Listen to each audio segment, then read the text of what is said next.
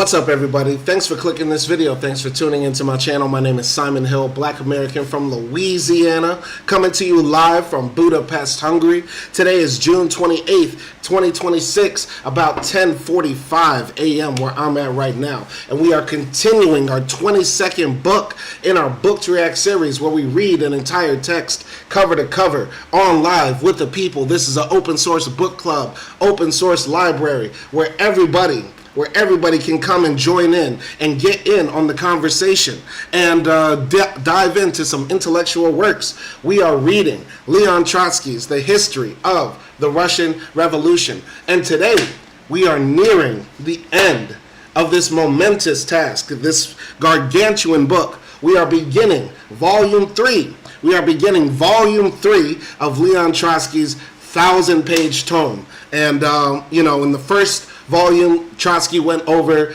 the development of Russia, the history of Russia, etc., and, also what led up to the February Revolution, the actual February Revolution and the changes that occurred. Volume 1 so far has been my favorite chapter. There's a lot of insight there, but I believe Volume 2 was incredibly insightful as well. I mean, I love Volume 2. It just gets a little bit more political and a little bit more, intricate when he's laying out the details of how the Russian Revolution was successful against the counter-revolution. Volume 3, I believe, will be about the triumph of the Soviets. I believe that's even the title. Yes, the triumph of the Soviets. And so Trotsky's going to go over in detail, I guess, what led up to the October Revolution, how the October Revolution was so successful, and I'm looking forward to reading about that. So if you haven't been keeping up, I've been posting on my channel some AI videos summarizing some chapters, particularly the chapters that are more political and analytical, and maybe that might be harder to follow along because these characters Trotsky is talking about are long gone. They're long dead. You know what I mean? So I made those videos to help some people understand the concepts, the events, the time period, and the people that were involved in. If you like those, I'll continue to post those, but I feel a bit iffy about using AI sometimes when it comes to content like that. I want to try to make, revolutionary theory and, communist history a little bit more accessible to people. So I don't know the right way to do that. I'm still figuring it out. But we're going to continue to try to experiment and find ways to make this information and knowledge accessible to people. So I'm looking forward to hearing from what the people say about that. Sorry for the long intro. I know you're ready to dive into this text. We are just going to be reading chapter 37 today, which is a long chapter. It's about 30 pages or so we might be on live for about 2 hours. It's titled The Peasantry Before October. We have both live streams going. We have the horizontal live stream and we have the vertical live stream going. Looking forward to reading comments. Please make sure you pay attention to the pinned comment so that you are able to be a part of the conversation and you will not get blocked or banned. Without further ado, let's jump into it. Chapter 37, The Peasantry Before October. Okay? See, we have to send more people out of here. See, this is very easy. Okay. Chapter 37, The Peasantry Before October. Civilization has made the peasantry its pack animal. The bourgeoisie in the long run only changed the form of the pack. Barely tolerated on the threshold of the national life. The peasant stands essentially outside the threshold of science. The historian is ordinarily as little interested in him as the dramatic critic is in those grave figures who shift the scenery, carrying the heavens and earth on their backs, and scrub the dressing rooms of the actors. The part played by the peasantry in past revolutions remains hardly cleared up to this day. The French bourgeoisie began by liberating the peasantry, wrote Marx in 1848. With the help of the peasantry, they conquered Europe. The Prussian bourgeoisie was so blinded by its own narrow and close-by interest that it lost even this ally and turned it into a weapon in the hands of the feudal counter-revolution. In this contrast, what relates to the German bourgeoisie is true, but the assertion that the French bourgeoisie began by liberating the peasantry is an echo of the official French legend, which exercised an influence in its day, even upon Marx. In reality, the bourgeoisie, in the proper sense of the term, opposed the peasant revolution with all the power it had. Even from the rural instructions of 1789, the local readers of the Third Estate threw out, under the guise of editing, the keenest and most bold demands. The famous decision of August 4th, adopted by the National Assembly amid the glow of rural conflagrations, long remained a pathetic formula without content.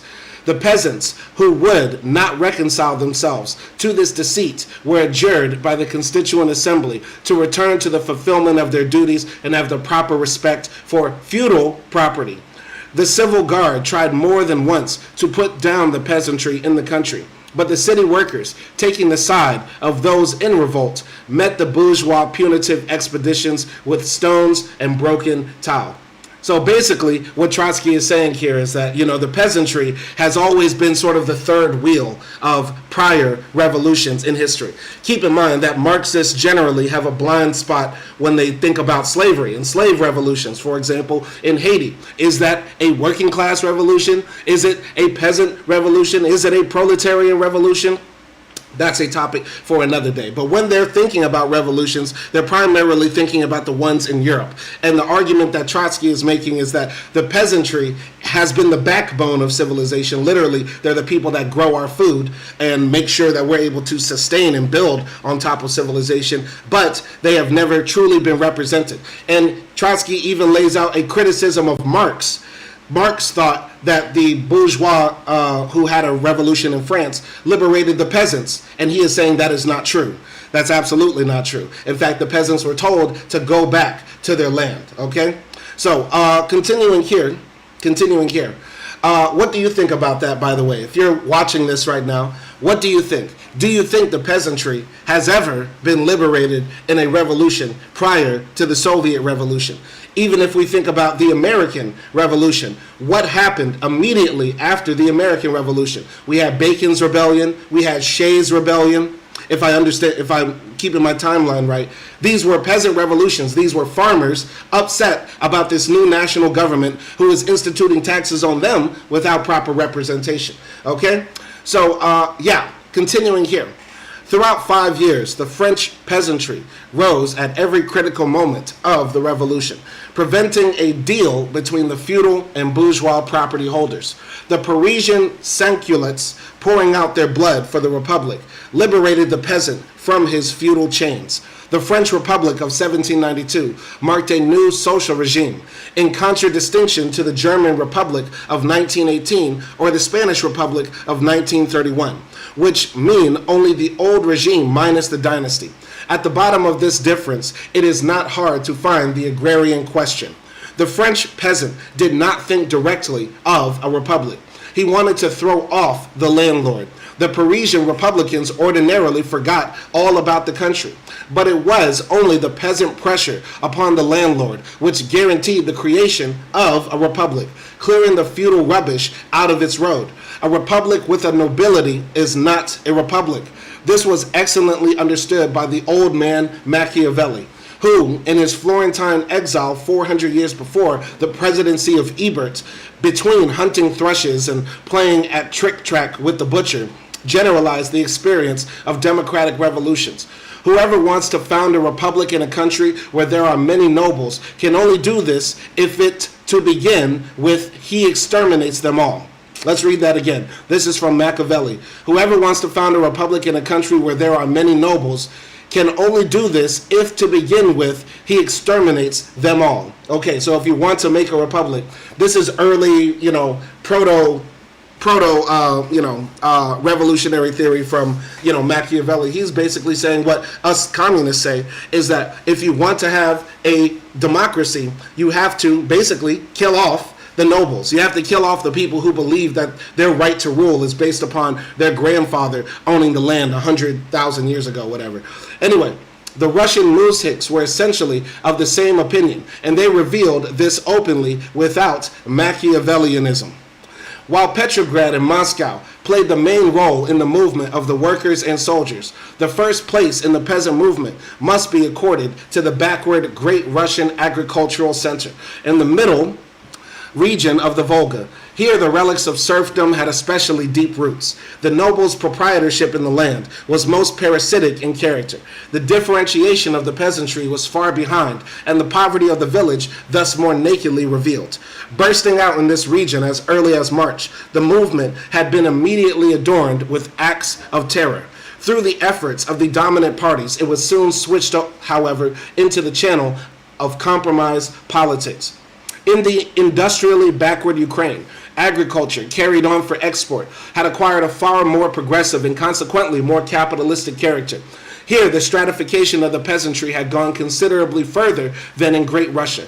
The struggle for national liberation, moreover, inevitably delayed, at least for the time being, other forms of social struggle, but the variation in regional and even national conditions expressed itself in the long run only in a difference of dates. By autumn, the territory of the peasant struggle had become almost the whole country. Out of the 624 counties constituting Old Russia, 482, or 77%, were involved in the movement. And omitting the borderlands distinguished by special agrarian conditions, the Northern District, the Transcaucasus, the region of the steppes, and Siberia, out of 481 counties, 439, or 91%, were drawn into the peasant revolt. The methods of struggle differ according to whether it is a question of plowed land, forest, pasture, or rentals, or of hired labor. The struggle changed its form and methods too, at various stages of the revolution. But in general, the movement of the villages passed, with inevitable delay, through the same two great stages as the movement of the cities. In the first stage, the peasants were still accommodating themselves to the new regime and trying to solve their problems by means of the new institutions. Even here, however, it was more a matter of form than substance. The Moscow liberal newspaper, tinted before the revolution with a Narodnik hue, expressed with admirable directness the state of mind of the landlord circles in the summer of 1917. The muzhik is glancing around. He is not doing anything yet, but look in his eyes. His eyes will tell you that all the land lying around him is his land. A perfect key to this peaceful policy of the peasantry is a telegram sent in April by one of the Tambov villages to the provisional government. We desire to keep the peace in the interest of the freedom won, but for this reason, forbid the sale of the landlords. Land until the constituent assembly, otherwise we will shed blood, but we will not let anyone else plow the land. The muzhik found it easy to maintain a tone of respectful threat because in bringing his presence to bear against historic rights, he hardly had to come into direct conflict with the state at all. Organs of the governmental power were lacking in the localities. The village committees controlled the militia. The courts were disorganized. The local commissars were powerless. "We elected you," the peasants would shout at them, "and we will kick you out." During the summer, the peasants, developing the struggle of the preceding months, came nearer and nearer to civil war, and their left wing even stepped over its threshold. According to a report of the landed proprietors of the Tangarang district, the peasants, on their own initiative, seized the hay crop, took possession of the land, hindered the plowing, named arbitrary rental prices, and removed proprietors and overseers. According to a report of the Nizhegorod commissar, violent activities and seizures of land and forest in his province were multiplying.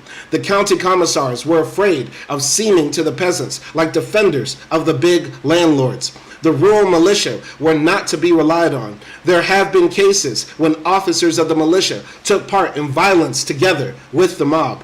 In Schlusberg County, a local committee prevented the landlords from cutting their own forest. The thought of the peasants was simple. No constituent assembly can resurrect the trees that are cut down. The commissar of the Ministry of the Court complains of the seizure of hay. We have had to buy hay for the court horses. In Kursk province, the peasants divided among themselves the fertilized fallow land of Terashenko. The proprietor was Minister of Foreign Affairs. The peasants declared to Schneider, a horse breeder of Orlov province, that they would not only cut the clover of his estate, but him too. They might send into the army. They might send this guy into the army.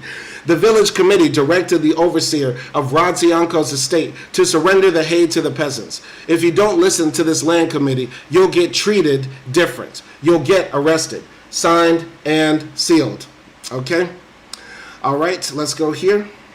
From all corners of the country, complaints and wails poured in. From victims, from local authorities, from noble-minded observers. The telegrams of the landowners constitute a most brilliant refutation of the crude theory of class struggle. These titled nobles, lords of the latifundia, spiritual and temporal rulers, are worrying exclusively about the public weal. Their enemy is not the peasants, but the Bolsheviks, sometimes the anarchists. Their own property engages the landlord's interest solely from the point of view of the welfare of the fatherland. 300 members of the cadet party in Chernigov province declare that the peasants, incited by Bolsheviks, are removing the war prisoners from work and themselves independently reaping the harvest. As a result, they cry, "We are threatened with inability to pay the taxes." The very meaning of existence for these liberal landlords lay in supporting the national treasury. The Podolsk branch of the state bank complains of the arbitrary actions of village committees, where presidents are often Austrian prisoners. Here it is injured patriotism that speaks. In Vladimir province, in the manner of a registrar of deeds, Odinstov, the peasants took away building materials that had been made ready for philanthropic institutions. Public officials live only for the love of mankind. A bishop from Podolsk reports the arbitrary seizure of a forest belonging to the house of the archbishop. The procurator complains of the seizure of meadowlands from the Alexandro Nevsky monastery. The Mother Superior of the Kislyarsk convent calls down thunder and lightning upon the members of the local committee. They are interfering in the affairs of the convent, confiscating rentals for their own use, inciting the nuns against their superiors. In all these cases, the spiritual interests of the church are directly affected. Count Tolstoy, one of the sons of Leo Tolstoy, reports in the name of the League of Agriculturalists of Umfimsk province that the transfer of land to the local committees without waiting for a decision of the Constituent Assembly is causing an outburst of dissatisfaction among the peasant proprietors, of whom there are more than 200,000 in the province. The hereditary lord is troubled exclusively about his lesser brothers. Senator Belgart, a proprietor of Tver province, is ready to reconcile himself to cuttings in the forest, but is grieved and offended that the peasants will not submit to the bourgeois government. A Tambov landlord, Vilyanamov, demands the rescue of 2 estates, which are serving the needs of the army. By accident, these two estates happen to belong to him. For the philosophy of idealism, these landlord telegrams of 1917 are verily a treasure. A materialist will rather see in them a display of the various models of cynicism. He will add, perhaps, that great revolutions deprive the property holders even of the privileged of dignified hypocrisy. So what I'm getting from that is that, Trotsky is saying that the peasants were continually seizing land. When the revolution first began in February, they were first trying to, play a part of the game. They were being a part of the institutions to, see if they can make some reforms to how land was split up amongst people. And now they're started seizing the properties from the bourgeois, from the landed gentry, et cetera, et cetera. And when he's talking about hypocrisy, he's saying that the landed gentry are just astounded. They're appalled that these, vagrants, these muzhiks, these rednecks are basically stealing their land. And that's the great hypocrisy of it all, is that they're living on stolen land. They got their land, because their father was some hero years ago. They don't deserve that land. The people deserve that land. I digress. Continuing here, Trotsky says, the appeals of the victims to the county and provincial authorities, to the Minister of the Interior, to the President of the Council of Ministers, brought as a general rule no result. From whom, then, shall we ask aid? From Rodzianko, President of the State Duma. Between the July days and the Kornilov insurrection, the Lord Chamberlain again felt himself an influential figure. Much was done at a ring from his telephone. The functionaries of the Ministry of the Interior send out circulars to the localities about bringing the guilty to trial. The brusque landlords of Samara telegraph in answer. Circulars without the signature of the socialist minister have no force. The function of socialism is thus revealed. Ceccarelli is compelled to overcome his bashfulness. On the 18th of July, he sends out a wordy instruction about taking swift and decisive measures. Like the landlords themselves, Ceccarelli worries solely about the army and the state. It seems to the peasants, however, that Ceccarelli is protecting the landlords. There came a sudden change in the government's method of pacifying the peasants. Up to July, the prevailing method had been talking them out of it. If military detachments were also sent into the localities, it was only in the capacity of a guard for the government orator. After the victory over the Petrograd workers and soldiers, however, cavalry troops, now without vocal persuaders, put themselves directly at the disposal of the landlords. In Kazan province, one of the most tumultuous, they succeeded. To quote the young historian Yugov, only by means of arrest, by bringing armed troops into the village, and even by reviving the customs of flogging and reducing the peasants to submission. In other places too, these measures of repression were not without effect. The number of damaged landlord properties fell somewhere in July, from 516 to 503. In August, the government achieved still further successes. The number of unsatisfactory counties fell from 325 to 288. That is 11%. The number of properties involved in the movement was even reduced 33%. Certain districts, heretofore the most restless, now quiet down or retire to second place. On the other hand, districts which were reliable yesterday now come into the struggle. Only a month ago, the Penza Commissar was painting a consoling picture. The country is busy reaping the harvest. Preparations are underway for the elections to the village Zemstvos. The period of governmental crisis passed quietly. The formation of the new government was greeted with great satisfaction. In August, there is not a trace left of this ideal. Mass depredations upon orchards and the cutting down of forest. To quell the disorders, we have had to resort to armed force. In its general character, the summer movement still belongs to the peaceful period. However, unmistakable, although indeed weak, symptoms of radicalization are already to be observed. Whereas in the first 4 months, cases of direct attack upon the landlord's manors decreased. From July on they begin to increase. All right, hold on. Whereas in the first 4 months, cases of direct attack upon the landlord's manor decreased. From July on, they begin to increase. Investigators have established, in general, the following classification of the July conflicts, arranged in a diminishing order, starting with the most numerous. Seizure of meadows, of crops, of foodstuffs and fodder, of plowed fields, of implements, conflict over the conditions of employment, destruction of manors. In August, the order is as follows: seizure of crops, of reserve provisions and fodder, of meadows and hay, of land and forest, agrarian terror.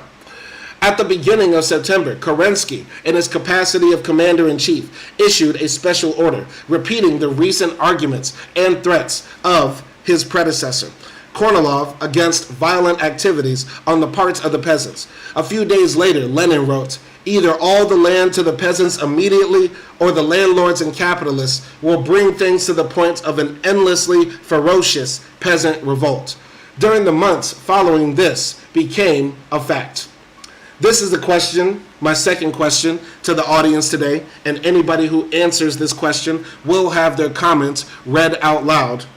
For Western nations, a lot of us, don't live in societies where, vast amounts of people work in agriculture. If I remember right, agriculture is one of the largest industries in America. We even export some food to other parts of the world, but a smaller and smaller percentage of people actually work in agriculture because of the automation and the ability of machines to do the jobs of many people. How much does it matter to propagandize to or rally up the working class who work in the in the farming industry and agriculture, et cetera, has this fundamentally changed? because a lot of, Marxist theory is built upon the collaboration of the peasant class and the working class, the industrial urban working group with the rural people as well. When we think about it, whether you live in New York or Monroe, Louisiana, a lot of us are just working in service industries, right? A lot of us don't build things. We just work in customer service to some degree. I think all jobs have just essentially been relegated to, doing customer service for somebody else who does customer service. Is there still a type of peasantry that exists, within the proletariat? There are different, classes, I guess. We can differentiate amongst different groups of people within the bourgeoisie, such as the petty bourgeoisie, et cetera, the, managerial class, if you want to make it that. Of course, in the working class, we have the working poor, the underemployed, et cetera. But is the peasantry still as important, or should we update revolutionary theory to speak to sort of modern working conditions? This is the question for the audience. Is there a fundamentally different peasantry, or should the peasantry be disregarded in revolutionary theory when we are drawing from the Marxist past? This is the question for the audience. Anybody who answers that question will get their points raised or will have their points addressed. But I digress. Continuing here. So, the number of properties affected by agrarian conflicts in September rose 30% over that in August. In October, 43% over that in September. In September and the first 3 weeks of October, there occurred over a third as many agrarian conflicts as all those recorded since March. Their resoluteness rose, however, incomparably faster than their number. During the first months, even direct seizures of various appurtenances wore the aspect of bargains mitigated and camouflaged by their compromisist institutions. Now the legal mask falls away. Every branch of the movement assumes a more audacious character.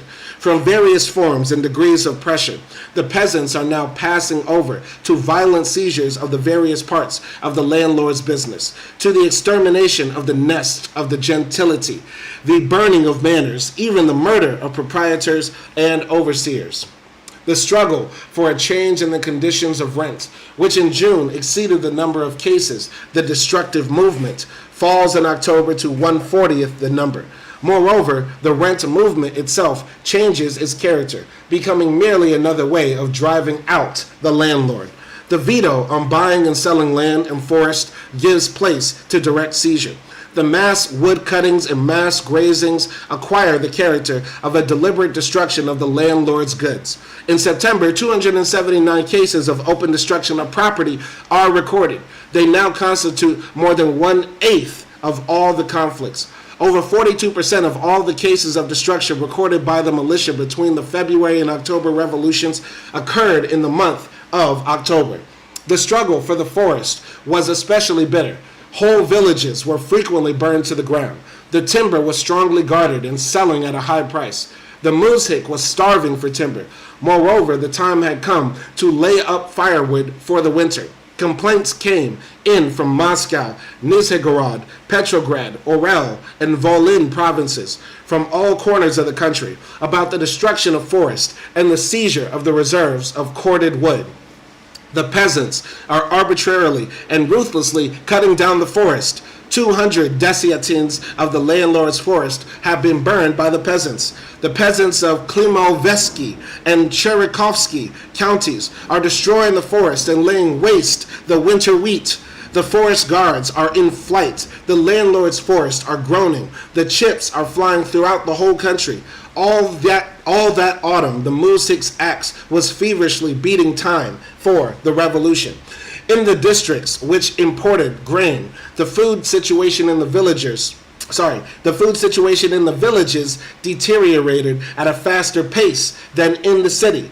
Not only food was lacking, but seed. In the exporting regions, in consequence of a redoubled pumping out of food resources, the situation was but little better. The raising of the fixed price of grain hit the poor. In a number of provinces, there occurred hunger riots. plundering of granaries, assaults on the institutions of the food administration. The population resorted to substitutes for bread. Reports came in of cases of scurvy and typhus, of suicides from despair. Hunger and its advancing shadow made the neighborhood of opulence and luxury especially intolerable. The more destitute strata of the villages moved into the front ranks of the fight. These waves of bitter feeling raised up no little slime from the bottom. In Kostroma province, a Black Hundred and anti-Jew agitation is observed. Criminality is on the increase. A waning of interest in the political life of the country is noticeable. This latter phrase in the reports of the Commissar means the educated classes are turning their back on the revolution. The voice of Black Hundred monarchism suddenly rings out from the Podolsk province. The committee of the village of Demidovka does not recognize the provisional government and considers the Tsar Nikolai Alexandrovich the most loyal leader of the Russian people. If the provisional government does not retire, we will join the Germans. Such bold acknowledgments, however, are unique. The monarchists among the peasants have long ago changed color, following the example of the landlords. In places, for instance, in that same Podolsk province, military detachments in company with the peasants invade the wine cellars. The Commissar reports anarchy. The villages and the people are perishing. The revolution is perishing. No, the revolution is far from perishing. It is digging itself a deeper channel. The raging waters are nearing their mouth. On a night about the 8th of September, the peasants of the village Shaichevka in Tambov province, going from door to door and armed with clubs and pitchforks, called out everybody, small and great, to raid the landlord Romanov. At a village meeting, one group proposed that they take the estate in an orderly fashion, divide the property among the population, and keep the buildings for cultural purposes. Sounds like a plan. Sounds like a plan. The poor demanded that they burn the estate, leaving not one stone upon another. The poor were in the majority. On that same night, an ocean of the fire swallowed up the estates of the whole township. Everything inflammable was burned, even the experimental fields. The breeding cattle were slaughtered. They were drunk to madness. The flames jumped over from township to township. The rustic warriors were now no longer content with the patriarchal scythe and pitchfork. A provincial commissar telegraphed, peasants and unknown persons, armed with revolvers and hand grenades, are raiding the manors in Ronenberg and Ryaski counties. It was the war that introduced this high technique into the peasant revolt. The war always comes home, doesn't it? The local authorities were powerless to restore order. After some delay, troops arrived, sent by the district commander. Martial law was declared, meetings forbidden, the instigators arrested. Ravines were filled with the landlord's possessions, and much of the booty was sunk in the river. A Penza peasant, Begishev, relates, in September all rode out to raid Logvin. He was raided in 1905 too. A troop of teams and wagons streamed out to his estate and back. Hundreds of muzhiks and wenches began to drive and carry off his cattle, grain, etc. A detachment called out by the land administration tried to get back some of the booty, but the muzhiks and wenches assembled 500 strong in the villages, and the detachment dispersed. The soldiers were evidently not at all eager to restore the trampled rights of the landlord. In Tarai province, beginning with the last days of September, according to the recollections of the peasant Gaponenko, the peasants began to raid the buildings, drive out the overseers, take the work animals, the machinery, the grain from the granaries. They even tore off the blinds from the windows, the doors from their frames, the floors from the rooms, and the zinc roofs, and carried them away. At first, they only came on foot, took what they could, and lugged it off, relates Grunko, a peasant from Minsk. But afterward they hitched up the horses, whoever had any, and carried things away in whole wagon loads. There was no room to pass. They just dragged and carried things off, beginning at 12 o'clock noon, for 2 days and 2 nights without a stop.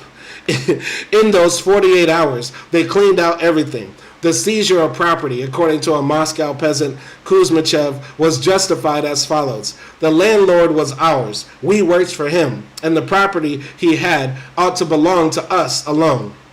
Once upon a time, the landlords used to say to the serfs, "You are mine, and what is yours is mine." Now the peasants were giving their answer. He was our lord, and all his goods are ours. Very beautiful. I love that right there. That's just beautiful. So basically, all the peasants basically just run up in Massa's house and start taking shit. You know what I mean? Similar to Nat Turner's rebellion. Run up in Massa's house and not only kill Massa, but we actually take Massa's stuff. The wealth that he generated off of our backs. Very, very inspiring here. So, in several localities, they began to knock up the landlords in the night. Pause, no diddy. Pause, no diddy. Anyway, in several localities, they began to knock up the landlords in the night, remembers another Minsk peasant, Novikov. Oftener and oftener, they would burn the landlord's manor. It came the turn of the estate of the Grand Duke Nikolai Nikolaevich, former commander-in-chief. When they had taken away all they could get, they began breaking up the stoves, removing the flue plates, ripping up the floors and planks, and dragging it all home. Behind these destructive activities stood the century-old, thousand-year-old strategy of all peasant wars, to raze to the ground the fortified position of the enemy. Leave him no place to cover his head. The more reasonable ones, remembers a Kursk peasant, Tizankov, would say, "We must not burn up the buildings. They will be of use to us for schools and hospitals." But the majority were the kind that shout out, "We must destroy everything so that in case anything happens, our enemy will have no place to hide." The peasants seized all the landlord's property, relates an Ural peasant, Savchenko, drove the landlords out of the estates, smashed the windows, doors, ceilings, and floors of the landlords' houses. The soldiers said, "If you destroy the wolf's nest, you must strangle the wolves too." Through such threats, the biggest and most important landlords hid out, and for that reason, there was no murder of landlords. In the village of Zalesny, in Vitebsk province, they burned barns full of grain and hay in the estates belonging to a Frenchman, Barnard. The muzhiks were the less inclined to investigate questions of nationality, since many of the landlords had transferred their land in a hurry to privileged foreigners. The French embassy requests that measures be taken. In the front region, in the middle of October, it was difficult to take measures, even in behalf of the French embassy. Here is my third question for the day.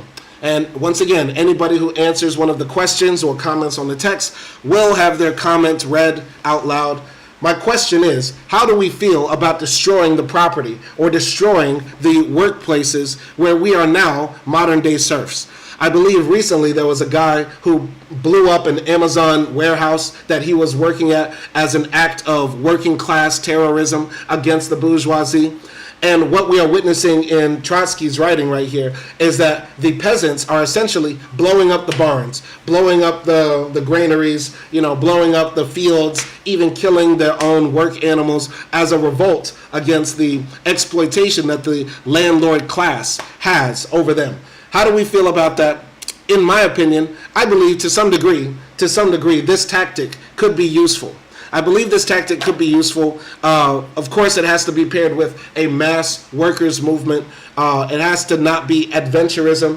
But I do believe, getting rid or knocking off a few Amazon warehouses, a few plants and factories where workers are exploited could be a revolutionary act. But I would like to know what you think. Okay? That's the third question of the day. Continuing here. The destruction of the great estates near Ryazan continued 4 days. Even children took part in the looting. The League of Landed Proprietors brought to the attention of the ministers that if measures were not taken, lynch law, famine, and civil war would break out. It is difficult to understand why the landlords were still speaking of civil war in the future tense. Because the war is right now. We are living through class war. We're living through race war. And even Trotsky is saying, why are they talking about civil war in the future? It's going on right now, buddy. The war's been on. Anyway, It's difficult to understand why the landlords were still speaking of civil war in the future tense. At a Congress of the Cooperatives at the beginning of September, Birkenheim, one of the leaders of the strong trading peasantry, said, "I am convinced that not yet all Russia has become a madhouse. That as yet, for the most part, only the population of the big cities has gone mad." This self-complacent voice of the solid and conservative part of the peasantry was hopelessly behind the times.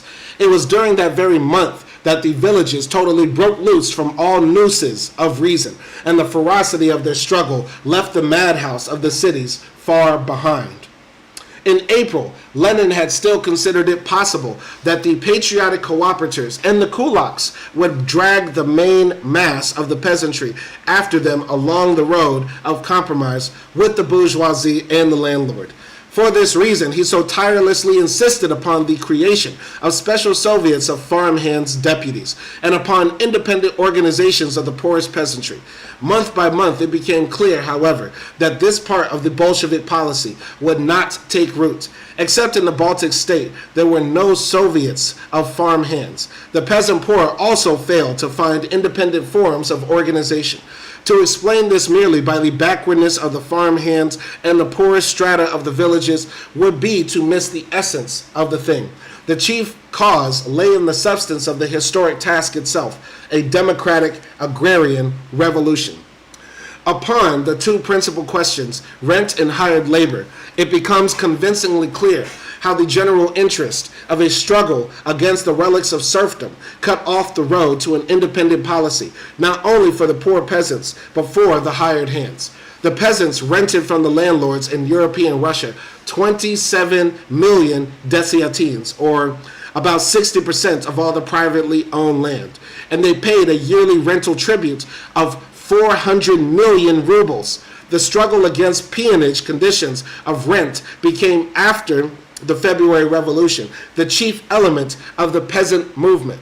A smaller but still very important place was occupied by the struggle of the rural wage workers, which brought them in opposition not only to the landlord but also to the peasant exploiters.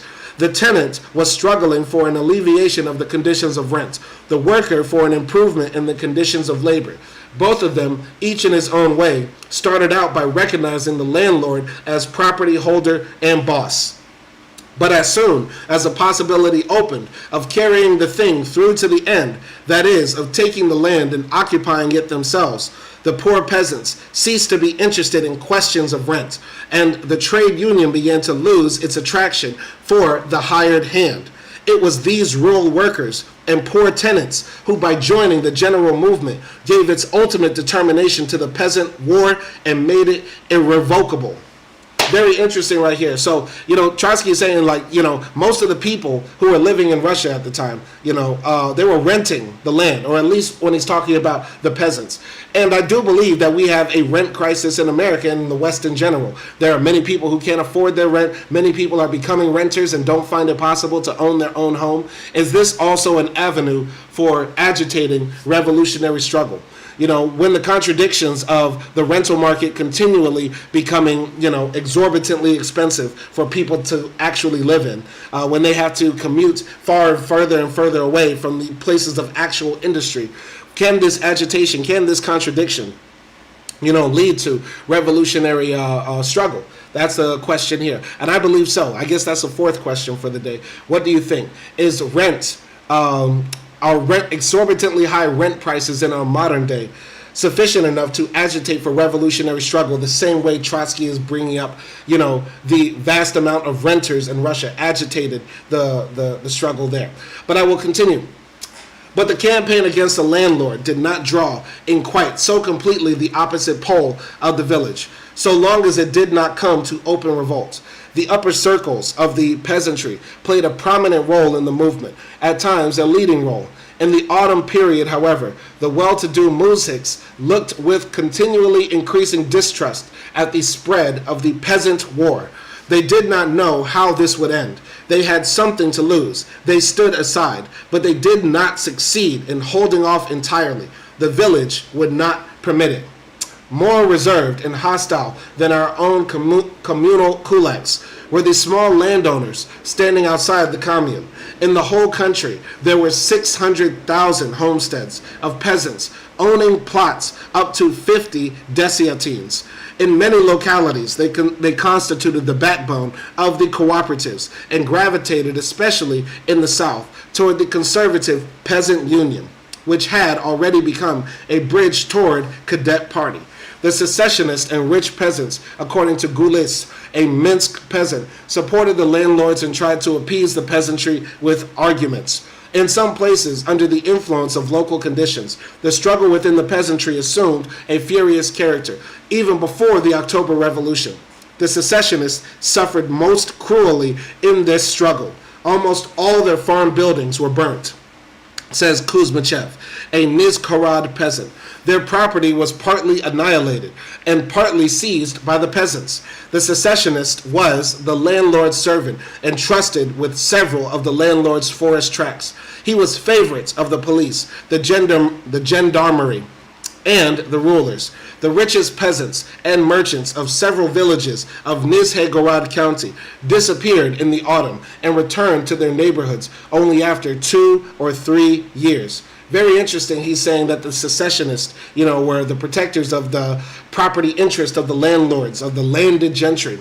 Is this not very similar to what we saw in America, where secessionists, in the name of keeping black people as slaves, were willing to fight and die for the rights of a small minority of people who owned vast amounts of property and also people? I think this is something for us to think about and reflect upon, but I digress. I will continue here. But in most sections of the country, the inner relations among the peasantry were far from reaching such bitterness. The kulaks conducted themselves diplomatically, put on the brakes and restricted, but tried not to set themselves too sharply against the mir, or the people. The rank-and-file villager, on his part, jealously watched the kulaks and would not let them unite with the landlords. The struggle between the nobles and the peasantry for influence upon the kulak continued throughout the whole year 1917 in various different forms, from friendly pressure to ferocious terrorism. While the lords of the latifundia were ingratiatingly throwing open to the peasant proprietors the main entrances to the assemblies of the nobility, the small landowners were demonstratively drawing apart from the nobility in order not to perish with them. In politics, this found expression in the fact that the landlords, who had belonged before the revolution to the extreme right party, redecorated themselves now in the tints of liberalism, adopting them from memory as a protective coloration, whereas the peasant proprietors, who had often supported the cadets in the past, now shifted to the left. Very, very interesting. Gonna read here.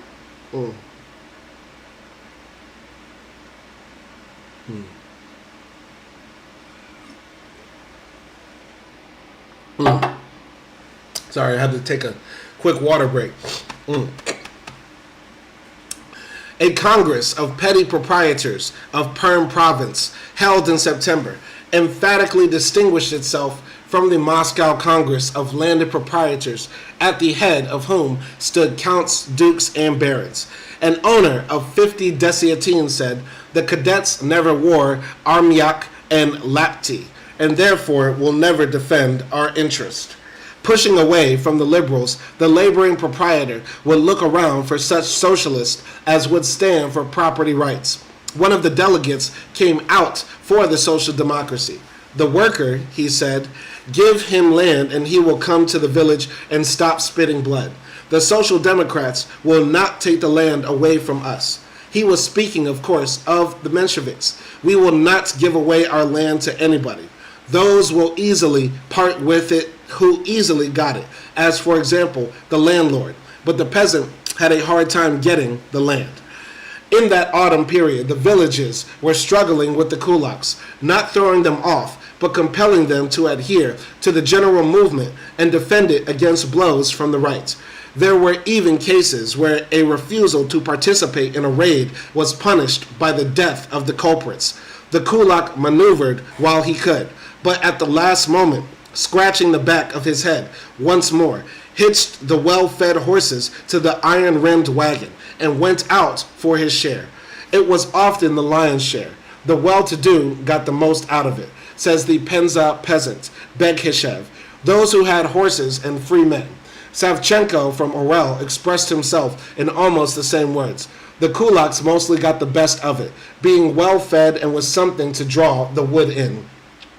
According to the calculations of Veremenichev, to 4,954 agrarian conflicts with landlords between February and October, there were 324 conflicts with the peasant bourgeoisie, an extraordinarily clear correlation. It alone firmly establishes the fact that the peasant movement of 1917 was directed in its social foundations not against capitalism, but against the relics of serfdom.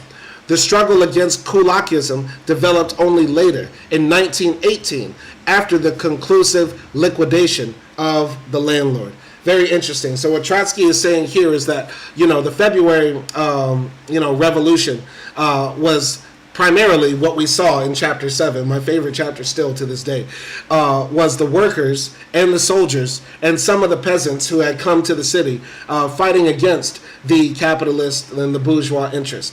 But meanwhile, in the rural parts of Russia, they're still fighting against serfdom. They're still fighting against the, foundations that laid the groundwork for capitalism to be so profound and exploitative. And so very interesting. Trotsky is saying here that there's a difference between the kulaks, who are the small landowners, and the great landowners, who own desiatines and many desiatines of land. You know what I mean? And so the fight against kulakism is a fight against the basically petty bourgeoisie of the peasantry, and the fight against, the landlords is against serfdom in its truest form. You get what I'm saying? So continuing here. This purely democratic character of the peasant movement, which should, it would seem, have given the official democracy an unconquerable power, did in fact completely reveal its rottenness. If you look at the thing from above, the peasants were wholly led by the social revolutionaries, elected them, followed them, almost blended with them.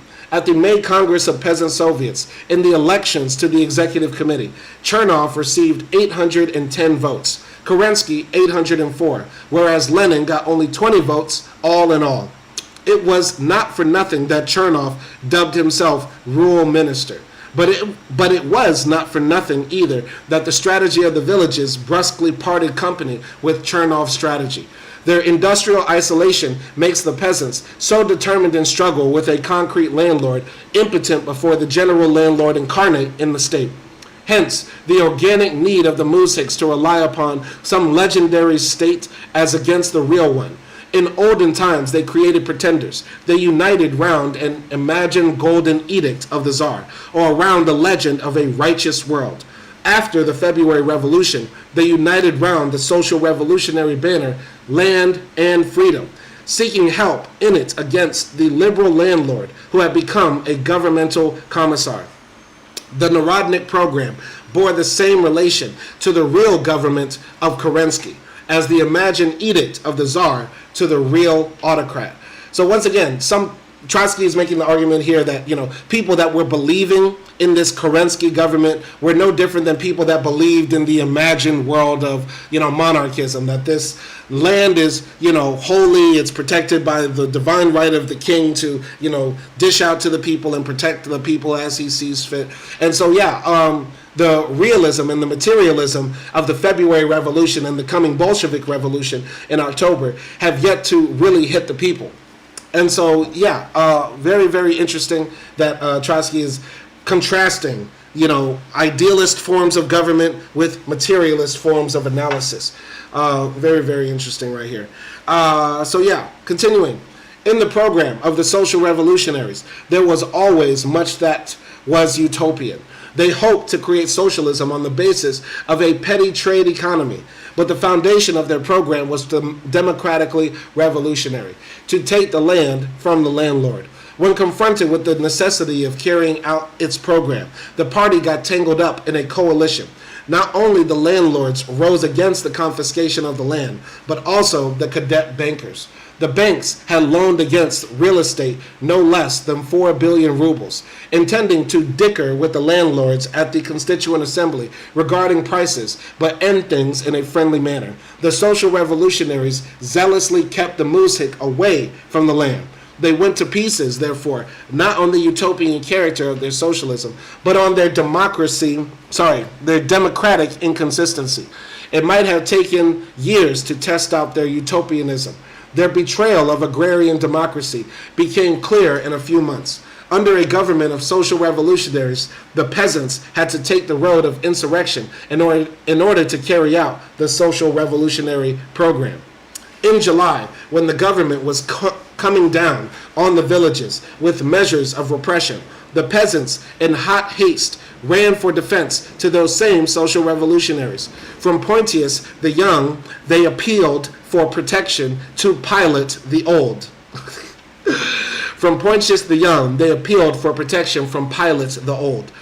The month of the greatest weakening of the Bolsheviks in the cities was the month of the greatest expansion of the social revolutionaries in the country. As usually happens, especially in a revolutionary epoch, the maximum of organizational scope coincided with the beginning of a political decline. Hiding behind social revolutionaries from the blows of a social revolutionary government, the peasants steadily lost confidence both in the government and the party. Thus, the swelling out of the social revolutionary organizations in the villages became fatal to this universal party, which was rebelling at the bottom but restoring order at the top.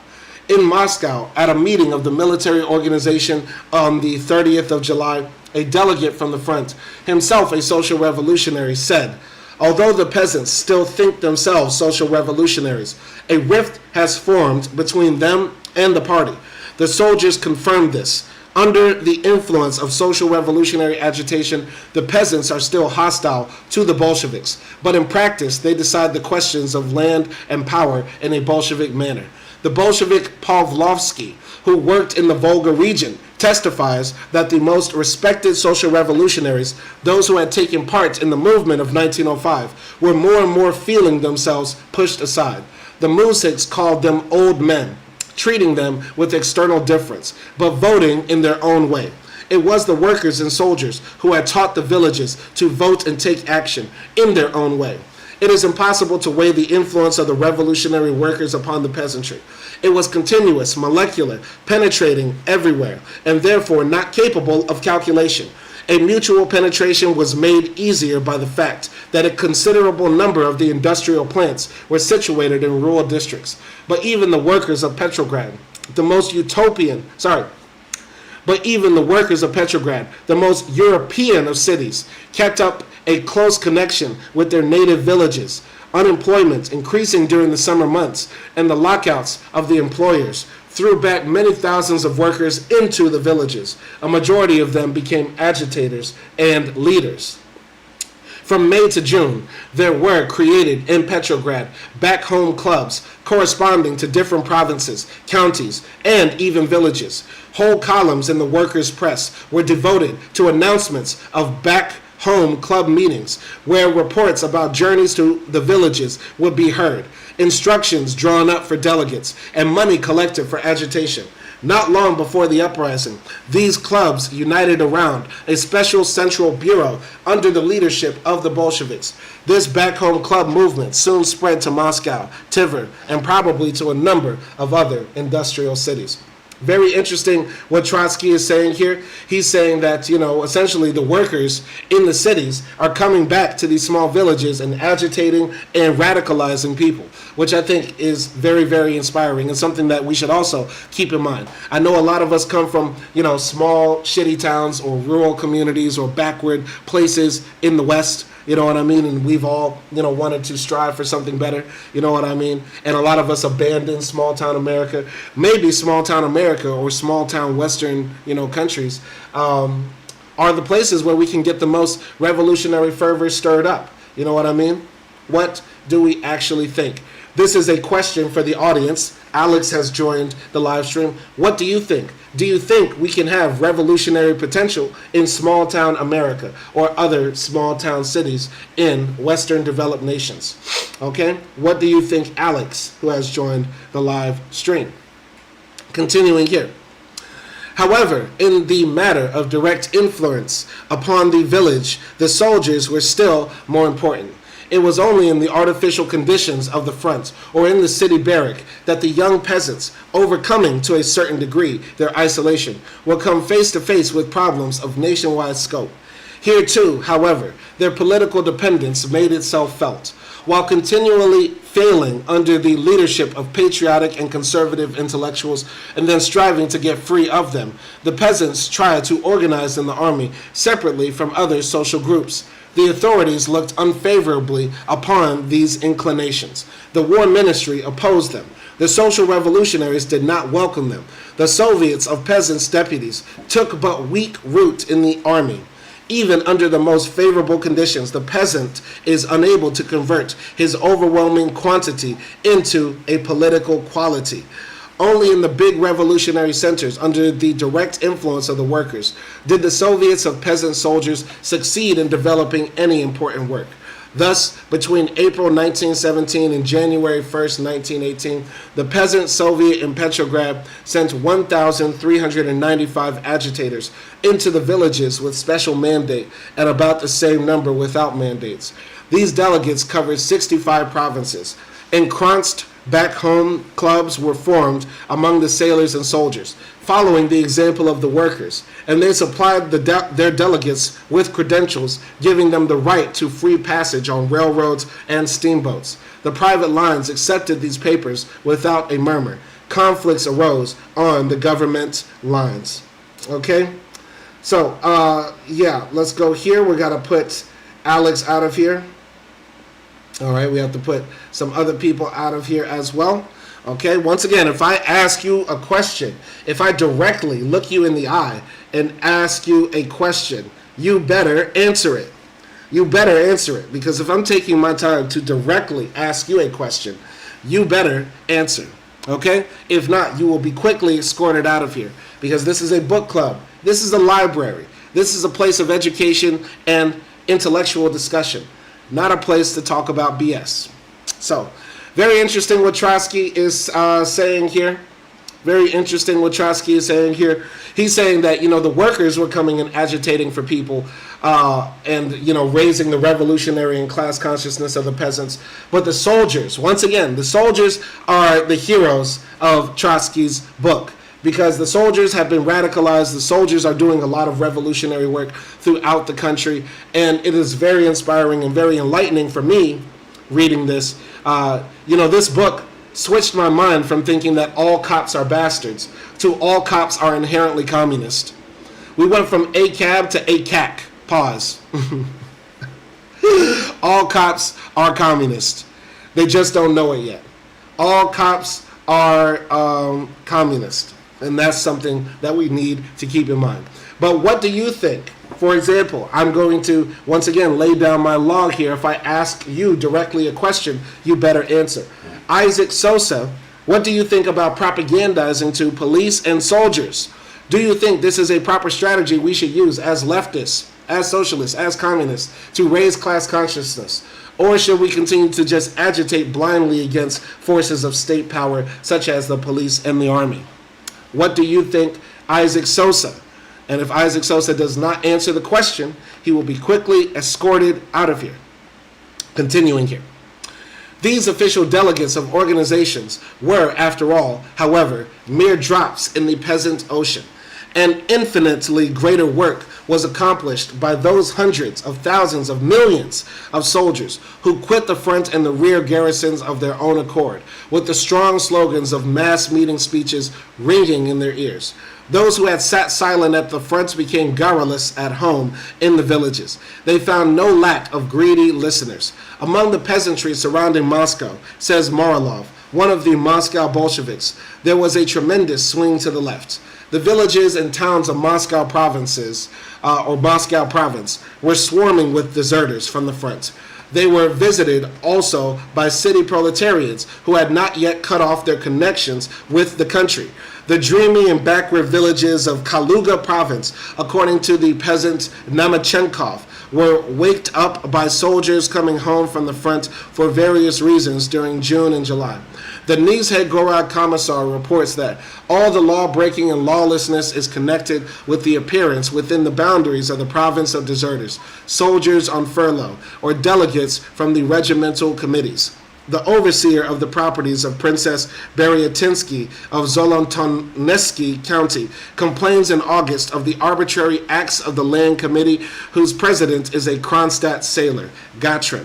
Soldiers and sailors on furlough, reports the commissar of Bugomisk County, are carrying on an agitation with a view to creating anarchy and a pogrom state of mind. In Miglinsk County, in the village of Bielgorsk, an arriving sailor on his own authority forbade the preparation and export of firewood and railroad ties from the forest. And when it was not the soldiers who began the struggle, it was they who finished it. In Nizhny Gorod County, the muzhiks harried a convent, cut the meadow grass, broke down the fences, and bothered the nuns. The Mother Superior refused to give in, and the militia would carry off the muzhiks and punish them.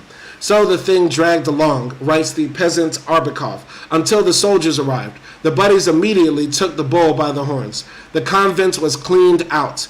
In Mogilev province, according to the peasant Bobkov, the soldiers home from the front were the first leaders in the committee and directed the expulsion of the landlords. Very interesting what Trotsky is saying here. He's saying that, the soldiers were doing a lot of agitation and raising the class consciousness. Soldiers who were very quiet on the front, witnessing their friends die and witnessing the exploitation and needlessness of this war, basically came back to the villages and were telling people that this is senseless, we need to change society. And also, the soldiers were helping, expropriate the land of the landlords, which is good. But if I understand this story right, Trotsky is saying here that the soldiers, started, expropriating the land from the churches and the nuns and the convents and shit like that.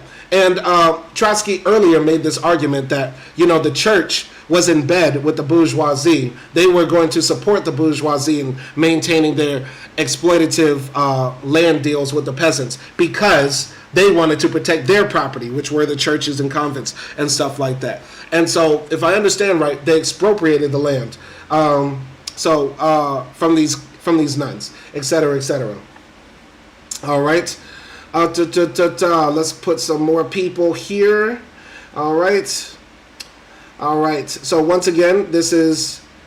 All right. So Isaac Sosa answered the question. Thankfully, he said, "Absolutely do that." As in, we should propagandize to police and soldiers. And he said, control the cops and you control society. Absolutely, very, very important as well. Okay? Very, very true. Once again, everybody, please click the description. Ask a stupid question like that and you will quickly be escorted out. We have no tolerance for fools around here. If you click the description, you will see very quickly what book we are reading. Okay? Continuing here. The men from the front introduced into the business the heavy determination of people accustomed to handle their fellow men with rifle and bayonet. Even the soldiers' wives caught this fighting mood from their husbands. Says the Penza peasant, Begishev, in September there was a strong movement of soldiers' wives who spoke at meetings in favor of the raids. The same thing was observed in other provinces. In the cities, too, the soldiers' wives were often the leaven in the lump. Those cases in which soldiers took the lead in peasant disorders constituted a march according to Veremenchev's calculations. 1%. In April, 8%. In September, 12%. And in October, 17%. These figures cannot pretend to be accurate, but they show the general tendency unmistakably. The dying leadership of the social revolutionary teachers, towns clerks, and functionaries was giving place to the leadership of soldiers who would stop at nothing. Parvus, a German Marxist writer prominent in his day, who succeeded in acquiring wealth and losing both his principles and his penetration during the war, has compared the Russian soldiers with the mercenary troopers, robbers, and hold-up men of medieval times. For this, it is necessary to shut one's eyes to the fact that in all their lawlessness, the Russian soldiers remain merely the executive organ of the greatest agrarian revolution in history. So yeah, Trotsky's ardently defending these soldiers who came back home and helped with the looting, helped with the expropriation of land, did not call them villains like some Marxists of his day, like Parvus did. He is saying that this is a righteous thing to do. To seize the land from the expropriating class is a righteous, right thing to do. And I find it hard to disagree. I find that hard to disagree with. Continuing here. So long as the movement had not broken completely with legality, the sending of troops into the villages preserved a symbolic character. In practice, it was almost the Cossacks alone who could be used as punitive troops. 400 Cossacks were sent into Trotsky County. This measure had a tranquilizing effect. The peasants declared that they would await the Constituent Assembly, says the liberal paper Rusko Selo on the 11th of October. 400 Cossacks is certainly an argument in favor of the Constituent Assembly. But there were not enough Cossacks, and moreover, they too were uncertain. Meantime, the government was oftener and oftener being compelled to take decisive measures. During the first 4 months of the revolution, Veremenchev's counts 17 cases in which armed forces were sent against the peasants. In July and August, 39 cases. In September and October, 105 cases. To put down the peasantry by armed force was only to pour oil on the fire. In a majority of cases, the soldiers went over to the peasants. A county commissar of Podolsk province reports, the army organizations and even individual units are deciding social and economic questions, are forcing the peasants to carry out seizures and cut the forest, and at times, in certain localities, they themselves take part in the looting. The local military units refuse to join in putting down acts of violence. Thus, the rural revolt loosened the last bolts of the army. There was not the slightest possibility that in these circumstances of a peasant war headed by the workers, the army would permit itself to be thrown against the insurrection in the cities. From the workers and soldiers, the peasants first learned something new, something older than what the social revolutionaries had told them about the Bolsheviks. The slogans of Lenin and his name penetrated the village. The steadily increasing complaints against Bolsheviks were, however, in many cases, invented or exaggerated. The landlords hoped in this way to make more sure of getting help. In Ostrovsky County, complete anarchy reigns, a consequence of Bolshevik propaganda. From Ufa province comes the news. A member of a village committee, Vasilyev, is distributing the program of the Bolsheviks and openly declaring that the landlords are to be hanged.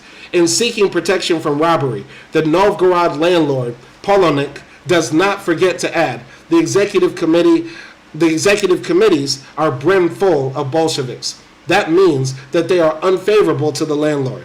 In August, remembers a Simbirsk peasant, Zimorov, workers began to make the rounds of the villages, agitating for the Bolshevik Party and telling about its program. An investigator of Sebedsk County tells about the arrival from Petrograd of a weaver, Tatiana Mikhailova, 26 years old, who called the people of her village to overthrow the provisional government and praise the tactics of Lenin. In Smolensk province, toward the end of August, according to the peasant Kotov, we begin to interest ourselves in Lenin, begin to listen to the voice of Lenin. In the village Zemstovo, however, they were still electing an immense majority of social revolutionaries. So once again, very similar to our timeline here. You know, we have very, very poor people who live in rural parts of America, very people who could very much use the expropriation of land and seizing of the means of production, bringing the wealth back to the people, and yet and still they vote for Republicans. They vote for people that say that more and more wealth should matriculate into the hands of a smaller and smaller minority. They vote for more and more rights for the private owning class to be able to exploit the working class. Similar very similar to what Trotsky is saying here, the Bolsheviks' rhetoric is proving to be right. The methods and goals of the Bolsheviks are proving to be right and attractive to the people of Russia at this time. And what do? They turn around and vote for the social revolutionaries, not the Bolsheviks, but the people who are socialists in name only, who seek to only protect the rights of the property owners. Okay? So something else that we need to overcome. What do you think about that? Why do you think that is? Why do you think people in rural parts of America or other parts of the world tend to vote against their economic self-interest? Usually there is a left-leaning party who wants to try to lift the living conditions and working conditions of the rural, poor, and working class, at least in theory and name, and yet and still people vote for people that want to continue to elevate the rights of a small owning capitalist clique. Do you think that's only false class consciousness that causes that, or do you think there is some greater reason for that to happen? But I digress. Let's continue here. The Bolshevik Party was trying to get closer to the peasant. On the 10th of September, Nevsky demanded that the Petrograd Committee undertake the publication of a peasant newspaper. We must fix things so that we shall not have the experience of the French Commune, where the peasantry did not understand Paris and did not understand the peasantry. The newspaper Biednota soon came out. But even so, the purely party work among the peasants remained insignificant. The strength of the Bolshevik Party lay not in technical resources, not in machinery, but in a correct policy. As air currents carry seeds, the whirlwinds of the revolution scattered the ideas of Lenin. Okay? Very, very interesting.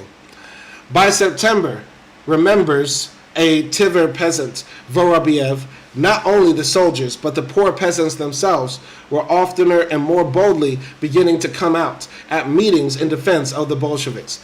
This is confirmed by the Simbirsk peasant Zumarin.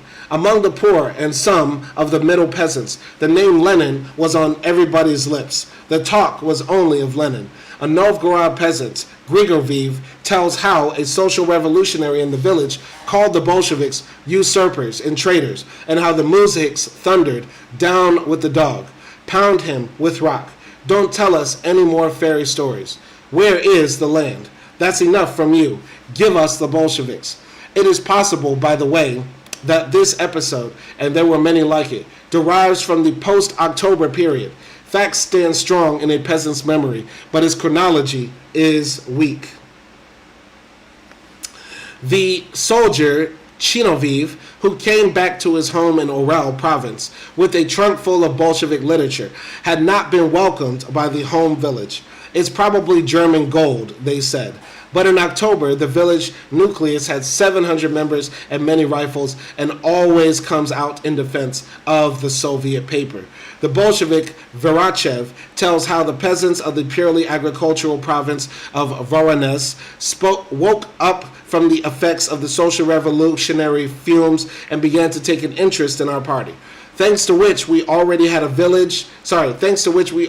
number of village and township locals and subscribers to our papers, and received many good fellows in the tiny headquarters of our committee. In Smolensk province, according to the recollection of Ivanov, the Bolsheviks were very rare in the villages. There were very few of them in the counties. There were no Bolshevik papers. Leaflets were very rarely given out. And nevertheless, the nearer it came to October, the more the villages swung over to the Bolsheviks. So, to some degree, what Trotsky is saying here is that the social revolutionaries were sort of like the gateway drug for more radical leftist politics, which is why I think, it's important for people to get involved in their community, get involved in some party that aligns with your goals. Because as we continue to see the contradictions of this society continue to reach a boiling point, as we continue to see this decadent society continue to wage imperial wars, and the living and working conditions of average people continue to deteriorate, as AI looms around the corner to take all of our jobs, I do think many people will realize that just being a Democrat is not enough. Just being a democratic socialist is not enough. Just being a socialist is not enough. Being a full-on Marxist communist is the only way. That, once again, I've said this before in previous live streams, there is no way out of our fucked up situation other than full-blown communism. other than striving to attain socialism. That is our only way out of this. And what Trotsky is saying here is that many people in the villages were realizing that, the social revolutionaries are promising a utopian vision. The social revolutionaries actually just have a vision of a future that can only be attained through idealistic means. But the Bolsheviks are the only one tied into reality and the material forces that can actually dictate how we interact with each other and are alienated from ourselves and seek to change that. So I do think, this is very important. But what do you think? What do you think? Are, the Democratic Socialists? Is the PSL? Is the CPUSA? Is any leftist organization or any leftist movement right now sufficient enough to move people? Should people just start getting involved with the Democrats just for the sake of, well, it's better than them not getting involved at all? And similar to how, MAGA is the result of years of indoctrination and rightward tendencies of the right reaching their fullest conclusion, their most distilled form, or maybe not even their most distilled form. Their most distilled form is Nazism, which I do think is around the corner in America. Similar to that, your uncle who has 3 teeth and, lives in West Virginia, he became MAGA after hearing many, many years of right-wing propaganda saying America should be run like a business. Our country is a Christian nation. All this other bullshit. It took years and years of years to get basically stupid white people in America to become MAGA, right? Is it not going to take sort of like the same thing to essentially just make your average, Midwest mom and dad communist? Will it take the same thing?